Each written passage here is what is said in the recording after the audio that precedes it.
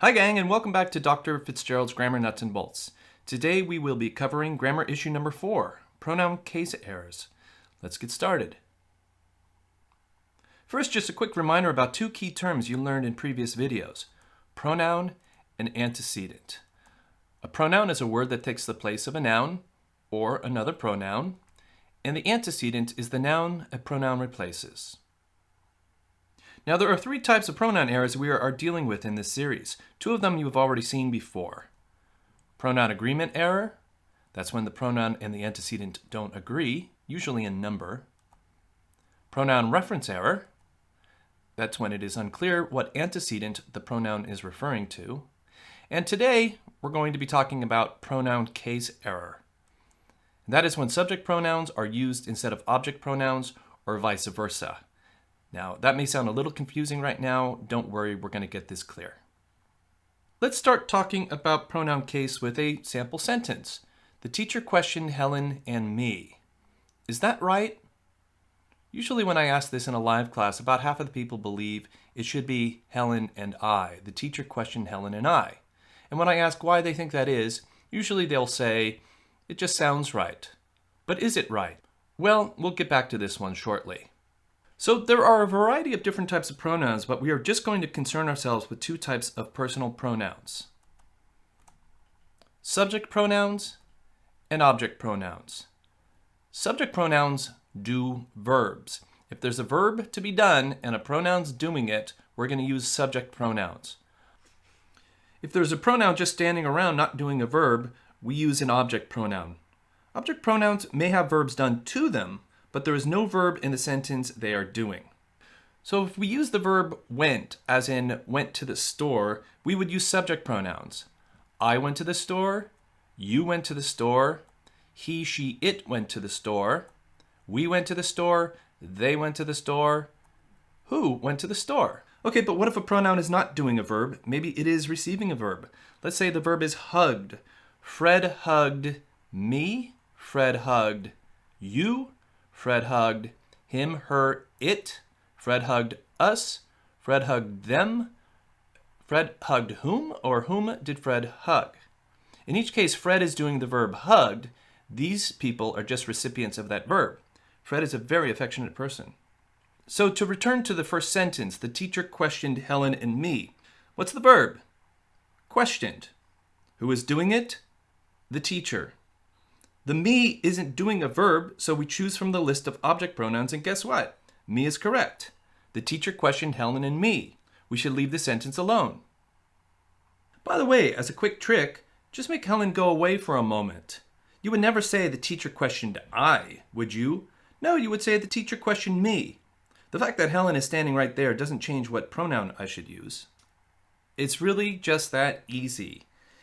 Except, well, there are a few potential stumbling blocks we ought to pay attention to. First, implied verbs. Use subject pronouns if the verb is absent but implied, especially in a comparison. Look at this one. I wish I were as smart as she. Is that right? You might say it should be her, since you don't see a verb she is doing. And it's true there's no obvious verb, but there is an implied verb, is. So she is correct here. I wish I were as smart as she.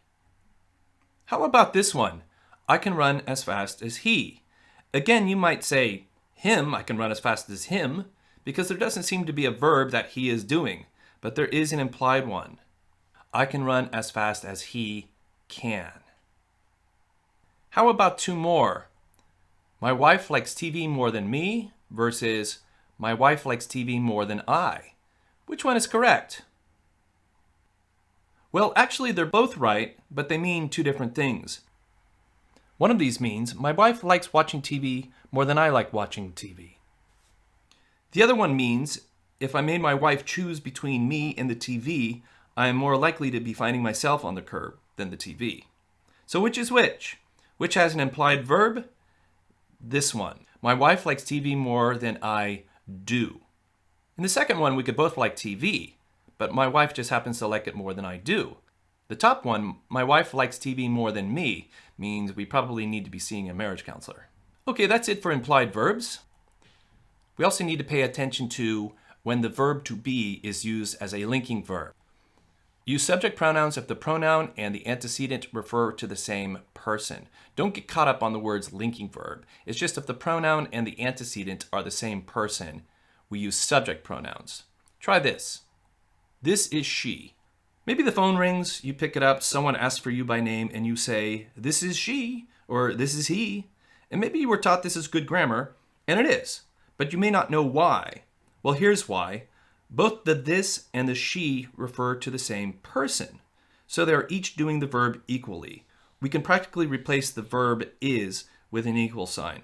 They both refer to the same person, so each one is participating equally in the verb. Maybe you haven't seen someone for a long time, and in the meantime, that person has done some hard living. So when you see him again, you might say, I can't believe that you are he.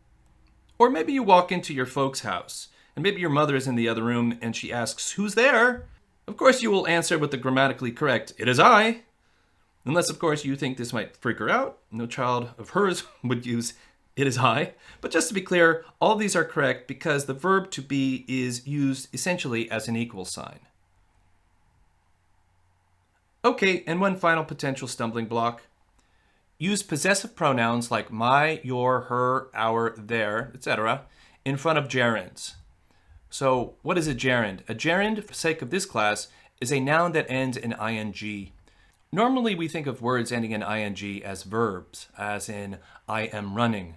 That's using running as part of a verb, am running. But look at these sentences. Running is boring, or helping is fun.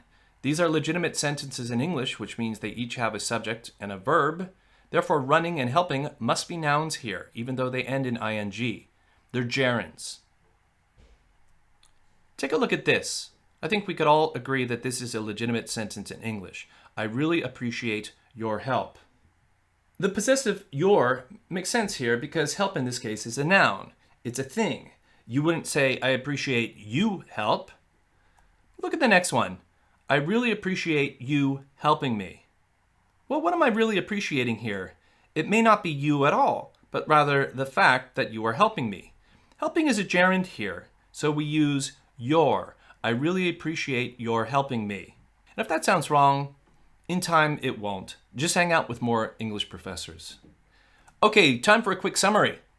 Use subject pronouns I, you, he, she, it, we, they, who, if the pronoun is doing a verb. Use object pronouns me, you, him, her, it, us, them, whom, if the pronoun is not doing a verb. Use subject pronouns if there is an implied verb or if the verb to be is used as a linking verb. Use possessive pronouns in front of gerunds, that is, nouns that end in ing. Okay, that's all for now. As always, thanks for watching. Goodbye.